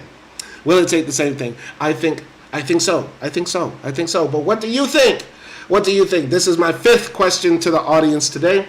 Anybody who answers that question will have their comment read out loud, or any commentary on the text will be read out loud. But I digress. In those counties where there was a Bolshevik influence in the Soviet before October, writes Ivanov again, the elements of raids upon landlords' estates either did not appear or appeared only to a small extent. In this respect, however, it was not the same everywhere. The Bolshevik demand for the transfer of land to the peasants, says, for example, Tadush, was taken up with extraordinary rapidity by the mass of the peasants of the Mogilev County, who laid waste the estates, in some cases burning them, and seized the harvest in the forest. In essence, there is no contradiction between the two testimonies. The general agitation of the Bolsheviks undoubtedly nourished the civil war in the country. But wherever the Bolsheviks had succeeded in putting down firm roots, they naturally tried, without weakening the assault of the peasants, to regulate its forms and decrease the amount of destruction. The land question did not stand alone. The peasant suffered especially during the last period of the war, both as seller and buyer. Grain was taken from him at a fixed price, and the products of industry were becoming more and more unattainable. The problem of economic correlation between the country and the city, destined subsequently under the name of the scissors to become the central problem of Soviet economy, was already showing its threatening face. The Bolsheviks were saying to the peasants, the Soviets must seize the power, give you the land, end the war, demobilize industry, establish workers' control of production, and regulate the price relations between industrial and agricultural products. However, summary, this answer may have been, it did indicate the road. The partition wall between us and the peasantry, said Trotsky on the 10th of October at a conference of factory committees, is the little counselors of Avkentiev. We must break through this wall. We must explain to the village that all the attempts of the workers to help the peasants by supplying the village with agricultural implements will give no result until workers' control of organized production is established. The conference issued a manifesto to the peasants in this sense. Okay? Let's get this guy out of here, okay? All right, so once again, the Petrograd workers created at the factories in those days special commissions which would assemble metals, damaged parts, and fragments for the use of a special center called worker to peasant. This scrap iron was used for making the simplest agricultural implements and reserve parts. The first planned entry of the workers into the process of production, still tiny in scope and with agitational aims prevailing over economics, nevertheless opened out a prospect for the near future. Frightened at this entrance of the Bolsheviks into the forbidden sphere of the village, the Peasant Executive Committee made an attempt to get hold of the new enterprise. But the decrepit compromisers were no longer in any condition to compete with the Bolsheviks on the city arena when the ground was already slipping under their feet in the villages. The echoes of the Bolshevik agitation so aroused the peasant poor, writes Vorobeev, the Tver peasant, that we may definitely say, if October had not come in October, it would have come in November. This colorful description of the political strength of Bolshevism does not contradict the fact of its organizational weakness. Only through such striking disproportions does a revolution make its way. It is for this very reason, to tell the truth, that its movement cannot be forced into the framework of formal democracy. To accomplish the agrarian revolution, whether in October or November, the peasantry had no other course but to make use of the unraveling web of that same social revolutionary party. Its left elements were hastily and unsystematically forming a group under the pressure of the peasant revolt, following the Bolsheviks and competing with them. During the coming months, the political shift of the peasantry will take place chiefly under the glossy banner of the left social revolutionaries. This ephemeral party will become a reflected and unstable form of rural Bolshevism, a temporary bridge from the peasant war to the proletarian revolution. The agrarian revolution had to have its own local institutions. How did they look? There existed several types of organizations in the village. State institutions, such as the executive committee of the township, the land and food committees, social institutions like the Soviets, purely political institutions like the parties, and finally organs of self-government exemplified in the town zemstvos. The peasant Soviets had as yet developed only on a province, or to some extent a county scale. There were few town Soviets. The town zemstvos had been slow to take root. The land and executive committees, on the other hand, although state organs in design, became, strange as it may seem at a first glance, the organs of the peasant revolution. The head land committees, consisting of governmental functionaries, landlords, professors, scientific agriculturalists, social revolutionary politicians, and an admixture of dubious peasants, became in essence the main break of the agrarian revolution. The province committees never ceased to be the conducting wires of the governmental policy. The county committees oscillated between the peasants and the men higher up. The town committees, however, elected by the peasants and working right there before the eyes of the village, became the instruments of the agrarian movement. The circumstance is that the members of these committees, usually registered as social revolutionaries, made no difference. They kept step with the peasant's hut and not the lord's manor. The peasants especially treasured the state character of their land committees, seeing in this a sort of patent right to civil war. The peasants say that they recognize nothing but the town committee, complains one of the chiefs of militia in Saronsky County as early as May. All the county and city committees, they say, work for the landlords. According to a Nizhegorod commissar, the attempts of certain town committees to oppose the independent action of the peasants almost always ends in failure and brings about a change of membership of the committee. According to Denisov, a peasant from Pskov, the committees were always on the side of the peasants' movement, against the landlord, because the most revolutionary part of the peasantry and soldiers from the front were elected to them. The county, and more especially the province committees, were led by the functionary intelligentsia, which was trying to keep up peaceful relations with the landlord. The peasants saw, writes the Moscow peasant Yurkov, that this was the same coat, only inside out, the same power but with another name. An effort is underway, reports the Kursk commissar, to get new elections to the county committees, which are invariably carrying out the directions of the provisional government.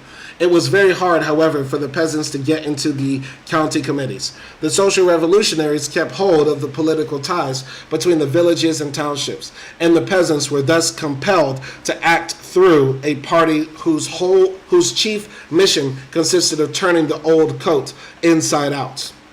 The coolness of the peasantry toward the March Soviets, astonishing at first glance, had, as a matter of fact, very deep causes. The Soviet was not a special organization like the Land Committee, but a universal organ of the revolution. Now, in the sphere of general politics, the peasant cannot take a step without leadership. The only question is where it is to come from. The provincial and county peasant Soviets were created on the initiative and to a considerable extent at the expense of the cooperatives, not as organs of a peasant revolution, but as organs of a conservative guardianship over the peasants. The villagers tolerated these right social revolutionary Soviets, standing above them as a shield against the authorities. But at home, among themselves, they preferred the land committees. In order to prevent the village from shutting itself up in a circle of purely peasant interest, the government made haste to create democratic zemstvos. That alone was enough to put the muzhik on his guard. It was frequently necessary to enforce the elections.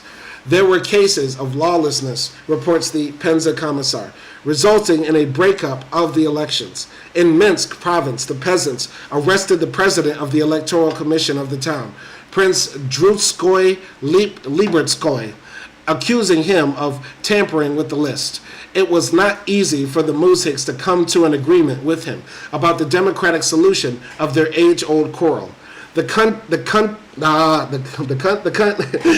county commissar of Bugominsk reported the elections to the town zemstvos throughout the county have not gone quite according to plan. The members of the electorate are exclusively peasants. There is a noticeable estrangement from the local intelligentsia, especially from the landowners. In this form, the zemstvo was but little different from the committee. The attitude of the peasant masses toward the intelligentsia, and especially the landowners, complains the Minsk County Commissar, is adverse. We read in a Mogilev newspaper of September 23rd, cultural work in the country is accompanied with a certain risk, unless one categorically promises to cooperate toward the immediate transfer of all the land to the peasants. Where agreement and even intercourse between the fundamental classes of the population becomes impossible, the ground for democratic institutions disappears. The stillbirth of the town zemstvos unmistakably foretold the collapse of the Constituent Assembly. Okay? So the local peasantry, reports the Nizhegorod Commissar, have got a fixed opinion that all civil laws have lost their force, and that all legal relations ought now to be regulated by peasant organizations. Getting control of the militia in certain localities, the town committees would issue local laws, establish rents, regulate wages, put their own overseers on estates, take over the land, the crops, the woods, the forest, the tools, take the machinery away from the landlords, and carry out searches and arrest. The voice of centuries and fresh experience of the revolution both said to the muzhik that the question of land is a question of power. The agrarian revolution needed the organs of a peasant dictatorship.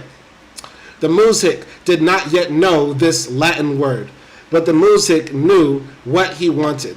That anarchy of which the landlords, liberal commissars, and compromised politicians complained was in reality the first stage of the revolutionary dictatorship in the village. Shout out to Captain Olimar up in the live stream for joining. I appreciate you.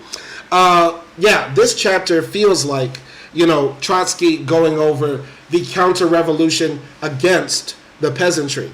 In the sort of final chapters of Volume 2 that we read a few days ago, Trotsky is going over in detail how the bourgeoisie were trying to maintain the status quo by keeping, the proletariat locked out of the halls of power. And here he's talking about how the peasantry, which is a large, vast swath of the country, are fighting against the landowners, the kulaks, the socialist in name only, from preventing the peasantry from exercising, true democracy by seizing the land, distributing it amongst themselves equally and proportionally, and then creating workers, or in this case, peasant councils, the zemstvos. So yeah, very interesting what Trotsky is laying out here. I love how, we're reading this book for communist inspiration so that we can have our own revolution in America. But much of this book is actually about counter-revolution. I would not be surprised if the CIA, FBI, any of the other alphabet agencies have read this book to learn how to successfully wage counter-revolution. This is the thing. The right wing is definitely reading left-wing history, left-wing theory, left-wing praxis, right? They stay tapped in. And unfortunately, a lot of us on the left, because we're being bombarded from the right through all sorts of means of terror, don't have the time to actually read, don't have actually the time. There's a lot of people who identify as Marxists, never read Capital, never read the Manifesto, never read the German ideology. And we don't just, worship and venerate books and pages as if they're sacred tomes, right? I believe you can have a proper Marxist analysis just by having a good conversation. You know what I mean? Just by doing some basic research and, getting in touch with other people who have studied and done the reading before. I don't believe that's absolutely necessary to have read everything to consider yourself a communist, a socialist, etc. But I do think it's important. Okay? Yeah. And shout out to the people of Myanmar as well. But that has nothing to do with what we are talking about here. Nothing to do with what we are talking about. Shout out to the people of Myanmar, but that has nothing to do with what we are talking about. Shout out to any socialists or leftists in Myanmar as well. And peace to the Rohingya, the people that originally faced a genocide, you know what I'm saying? So yeah, we have to put some people here in time out, okay? All right, so we have to put some people here out of here as well. We have to put some people out. All right, but once again, for anybody out there to have your question read, to actually engage in the text, I pose to you this question. Once again, should the peasantry be something we focus on in the West? Is there even a peasantry now? I know there are some Marxists out here who actually believe we are in a post-class society. Marxist analysis is still important of capitalism, but his analysis of class is too reductive. That's an argument that some Marxists say. That's one I totally disagree with. But when we talk about, the peasantry and the proletariat working in collaboration, is there even still a peasantry to work with? That is a question. That is a serious question I pose to the audience. Do you think the peasantry in modern, Western, developed, post-industrial nations still exists? Do you think? Anyway, I will continue here. The necessity of creating special, purely peasant organs of land revolution in the localities had been defended by Lenin during the events of 1905 and 1906. The peasant revolutionary committees, he argued, at the Party Congress in Stockholm, present the sole road along which the peasant movement can travel. The muzhiks had not read Lenin, but Lenin knew how to read the mind of the muzhiks. The villages changed their attitudes to the Soviets only in the fall, when the Soviets themselves changed their political course. The Bolshevik and left social revolutionary Soviets in the county or provincial city now no longer held back the peasants, but on the contrary pushed them forward. Whereas during the first months the villages had looked to the compromised Soviets for a legal covering, only to come later into hostile conflict with them.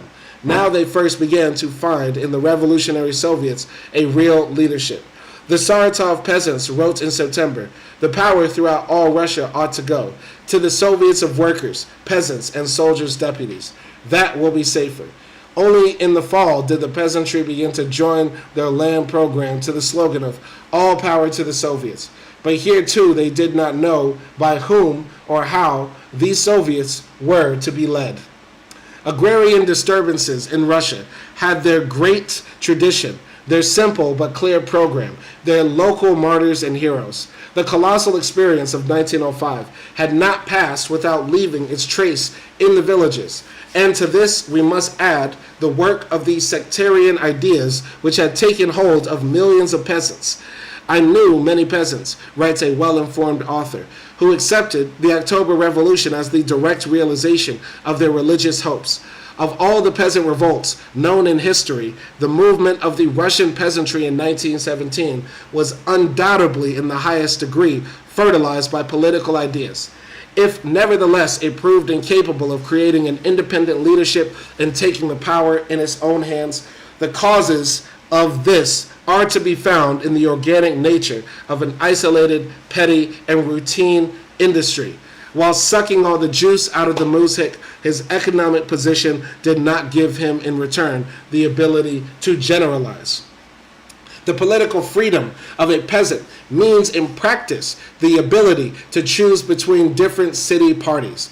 But even this choice is not made a priori. The peasantry pushed the Bolshevik toward power with their revolt. But only after conquering the power could the Bolshevik win over the peasantry, converting their agrarian revolution into the laws of a workers' state. A group of investigators under the guidance of Yakovlev have made an extremely valuable classification of material, characterizing the evolution of the agrarian movement from February to October.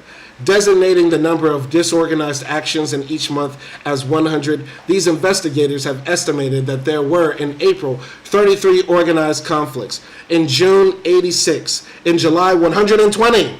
July was the moment of highest success of the social revolutionary organizations in the country.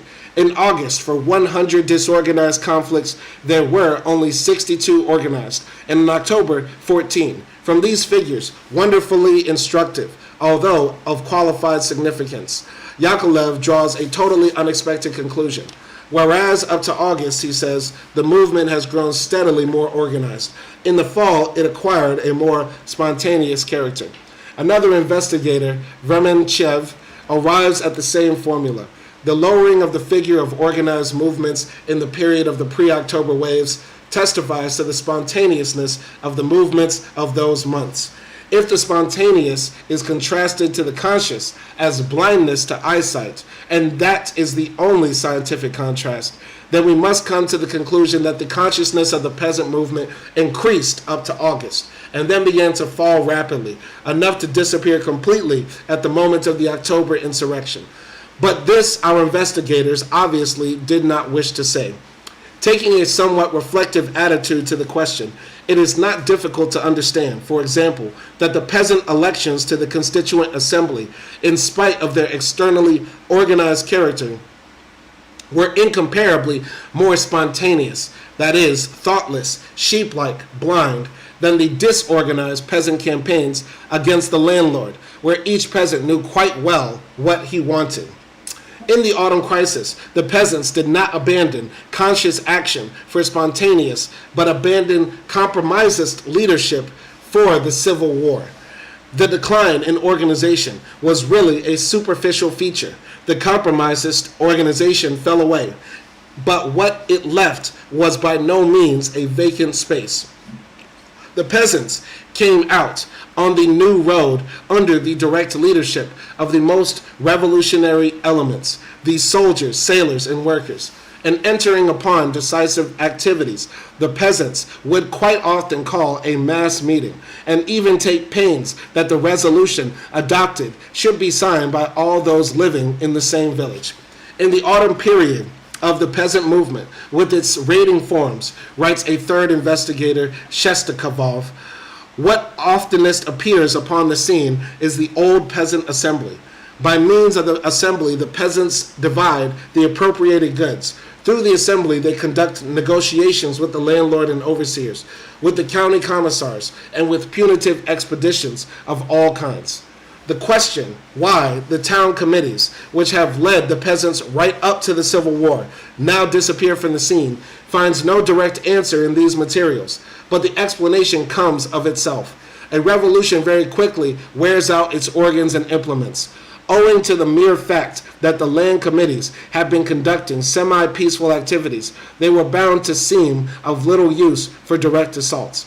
And this general cause is supplemented by particular ones no less weighty. In taking the road of open war with the landlord, the peasant knew too well what awaited them in case of defeat. A number of land committees, even without that, were under Kerensky's lock and key. To scatter the responsibility became a tactical need. The Mir offered the most expedient form for this. The customary mutual mistrust of the peasants undoubtedly worked in the same direction. It was a question now of the direct seizure and division of the landlord's goods. Each wanted to take part in this himself, not entrusting his rights to anybody. Thus, the highest tension of the struggle led to a temporary retirement of the representative organs in favor of primitive peasant democracy in the form of the assembly and communal decree. This crude mistake in defining the character of the peasant movement may seem especially surprising from the pen of Bolshevik investigators, but we must not forget that these are Bolsheviks of the new mold. The bureaucratization of thought was inevitably led to, the bureaucratization of thought has inevitably led to an overvaluing of those forms of organization which were imposed upon the peasant from above, and undervaluing of those which the peasants themselves assumed. The educated functionary, following the liberal professor, looks upon social processes from the point of view of administration. In his position as People's Commissar of Agriculture, Yakovlev subsequently showed the same summary bureaucratic mode of approach to the peasantry, but in an infinitely broader and more responsible sphere, that namely of introducing complete collectivization. Theoretic superficiality takes a cruel revenge when it comes to a practical action on a large scale. But we are still a good 13 years before the mistake of complete collectivization. Okay, so here comes Trotsky coming out against, I guess, Stalin's policy of complete collectivization, the massive state farms, not allowing for, small land ownership or enterprises. I guess that's what he's saying right here. Very interesting. But we are still a good 13 years before the mistake of complete collectivization. It is now only a question of the expropriation of the landed estates. 134,000 landlords are still trembling for their 18 million dessiatines. Most threatened is the situation of those on the summit, the 30,000 lords of old Russia who own 70 million dessiatines, 2,000 on the average per person.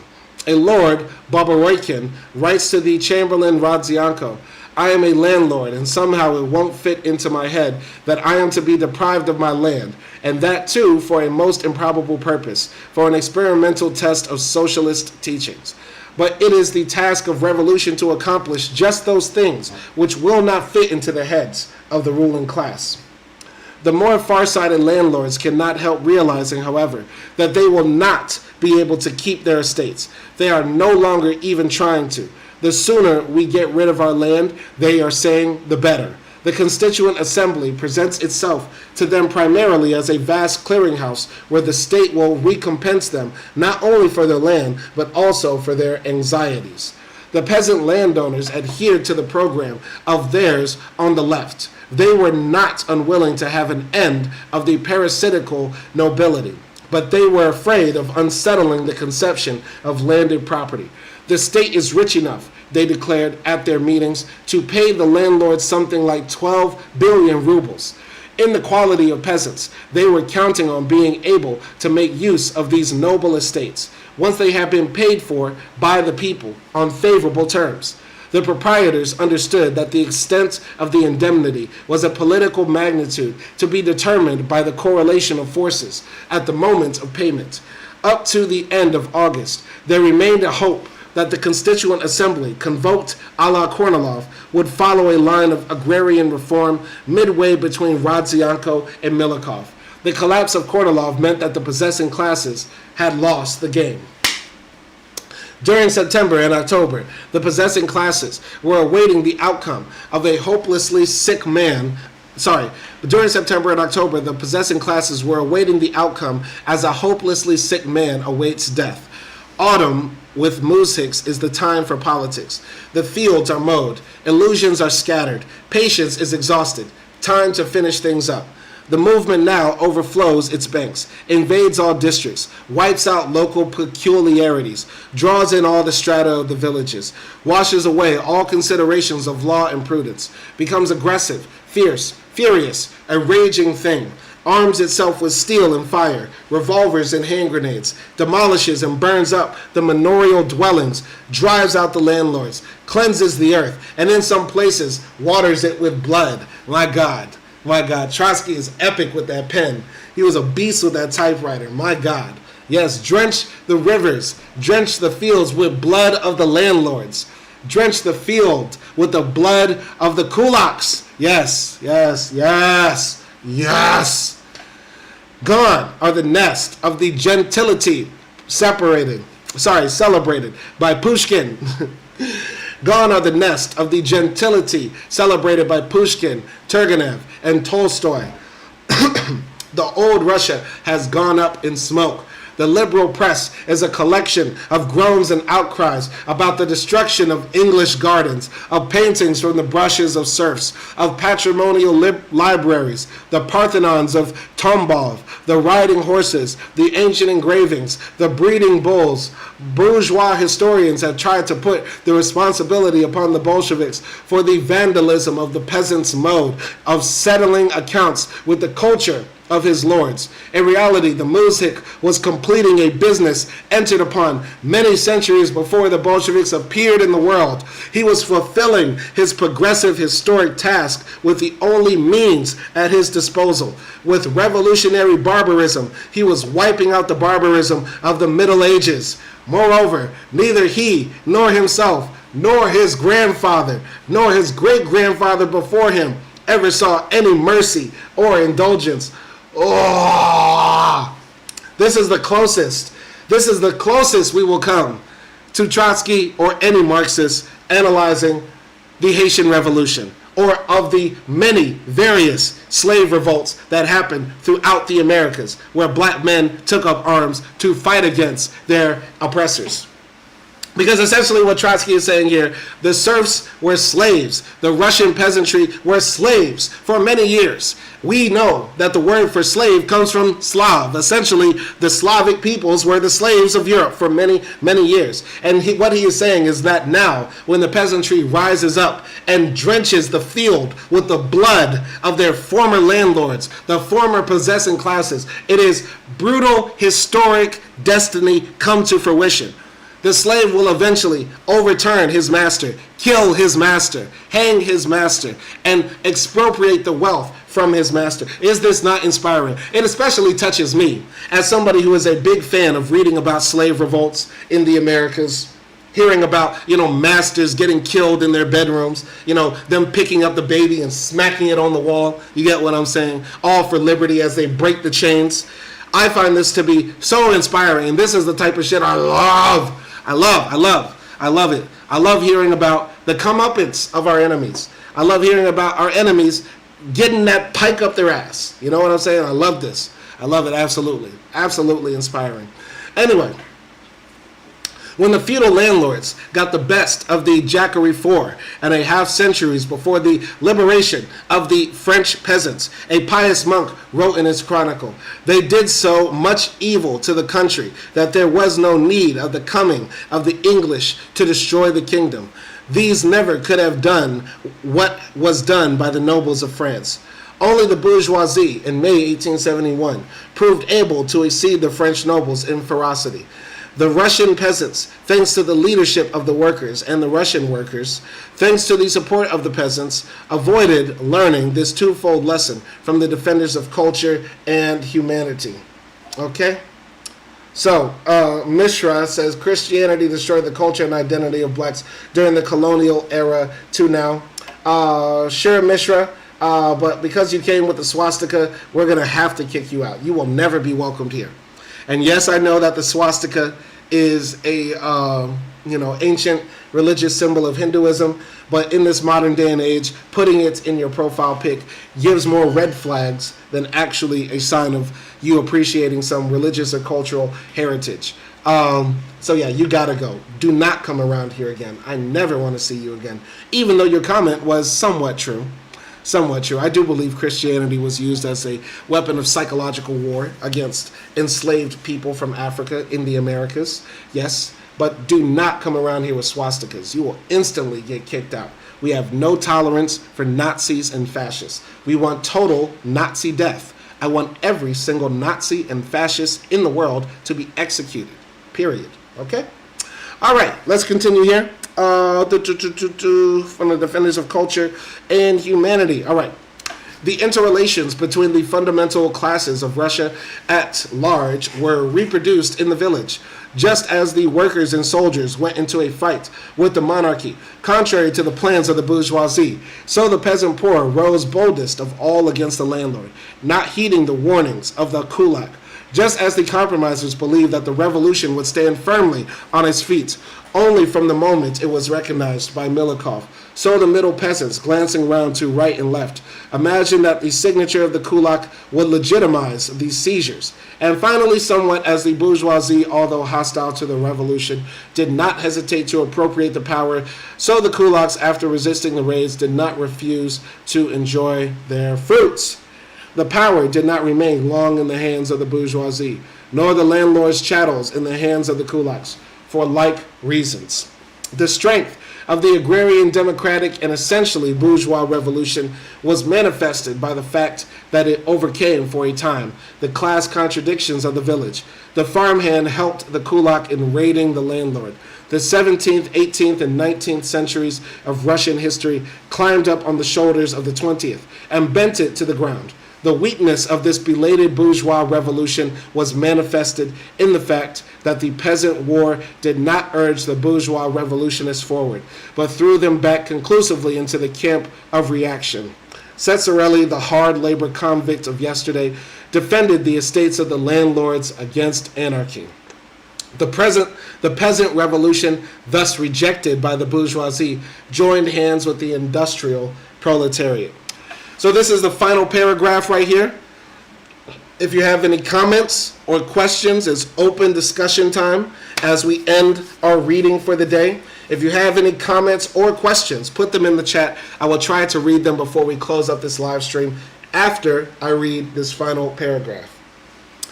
In this way, the 20th century not only got free of those past centuries hanging upon it, but climbed up on their shoulders to a new historic level. In order that the peasant might clear and fence his land, the worker had to stand at the head of the state. That is the simplest formula for the October Revolution. So yeah, what Trotsky is saying here is essentially that, the peasantry is essential for a revolution to be successful. And the Bolsheviks willingly really wanted the peasantry on their side. And the peasantry was naturally going to be on the side of the Bolsheviks because the Bolsheviks' demands were for the expropriation of land from the landlords and the kulaks, etc., etc. However, the peasantry without the workers is not sufficient. And the workers without the peasants is not sufficient, just the way both of them are insufficient without the soldiers being on their side as well. So that's what I'm taking from that. Very, very interesting. It actually really fucking turned me on. I got a fucking chub. I got a fucking hard on reading about these stories of peasants breaking into the landlord's house, expropriating his land, smacking up the nuns. That shit actually fucking turns me on. I like hearing about that shit a whole lot because hopefully I can see that happen in my lifetime, that we expropriate the land from the bourgeois, okay? That we expropriate the land from the billionaires and capital interest and owners of our society who have us all held hostage. That shit turns me the fuck on in a very, very, very erotic way. But yeah, that's all I gotta say. We're gonna go to the comments here. Can you comment on Bishop Eddie Long and his what? Okay, that's not a comment. Okay, so once again, this is a troll who shall be banished to the gulag. Get on the train. I'm going to send you to Siberia. You're going to make big rocks into little rocks for the rest of your life. We will never see you around here again until you are in a small little casket that we will piss on. We will piss on your casket. Okay? But yeah, let's close up the stream. So, for the horizontal live stream, we had the poll question: has your opinion or knowledge of the Russian Revolution changed since reading this book? Just joined, but fuck Trump and MAGA got 100% of the votes. Okay, let's go to the vertical live stream as well. Check in on that. Let's check in on the vertical live stream. See what the people are saying here. Okay, for the poll, we had here, how do you identify? We have 52% with fuck Trump and MAGA. They're unsure. Left anarchist had 26%. Dem socialist at 15%. And 7% with communist with 27 votes. I like those results. I like those results in general. Did not know that there were so many anarchists out here, but I think anarchism is just popular because a lot of people don't know anything about anarchism. So there isn't a lot of tinge or stain on the anarchist name, unlike communists and socialists, which we are permanently fighting against, right? You're permanently fighting against negative press when you are a, unironic communist. So, but I digress. Anyway, this has been a very interesting and fun read. Thank you for joining. Looking forward to seeing you all in our next live stream. I don't know if it will be today or tomorrow, but we are making good progress on this book. Once again, we are, nearing the end. We are in volume 3 of Trotsky's history. We're going to knock this out pretty soon, probably in, by the first week of July. The first full week of July, we should be done. We only have about, 7 or 8 more chapters to go. Looking forward to reading this all with you and getting great commentary in the comment section. And also, seeing some more people become radicalized, because that's the whole point of this. So y'all be easy out there. All power to the people, and peace.